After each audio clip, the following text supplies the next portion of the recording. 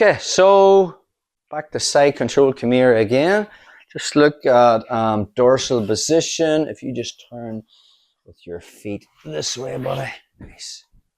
Okay, so say we get the dorsal position. We addressed this earlier in the mesocycle, and he hasn't connected his hands.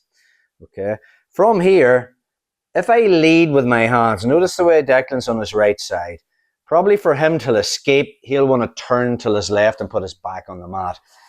If I'm here and I've got that free hand and I'm looking to put it behind his back, but if I lead with my hands first, as I start to put him behind his back and then he immediately turns to his left, I'm face planting.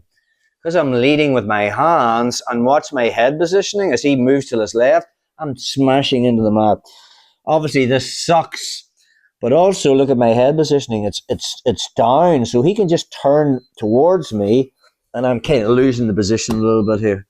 So rather than leading with our hands, we're going to lead with the elbow. Danaher calls it an elbow wedge.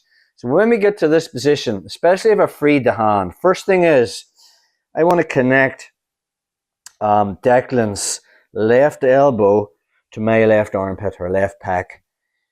From there, I don't lead with the hand. I actually lead with the elbow. So my elbow is the first part of my body that hits the mat. So as I drop down, if he starts to turn, my elbow's made a base. And now from there, I'm connecting my knee, okay, my right knee to this near side hip. So in other words, my elbow is on the far side hip, and my knee's on the left side of his hip. So if he tries to move from this position, left and right, it's difficult. Now, I know he has head movement here, so that's when I'm going to drop my lat onto his. And now if he tries to move side to side or move his head, I've got a really good base of support. And then I can continue this movement of bringing his arm behind his back. I'll just stay at that angle again.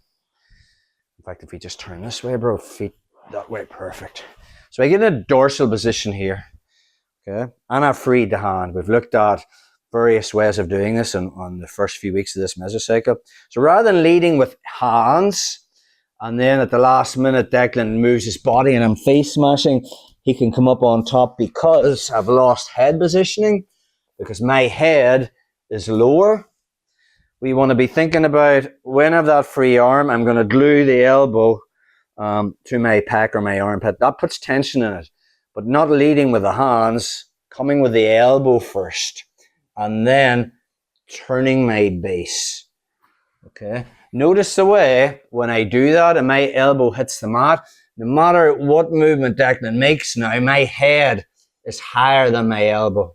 Whereas if I lead with the hands and he moves, my head is level with my hands, which means my base is completely off. So we want to be thinking about dropping the elbow first, turning our hip, and now I've made a wedge with my elbow and now my lat against his hip, and I can start working, getting the arm behind the back, getting on the power line, and getting my elbow underneath his elbow.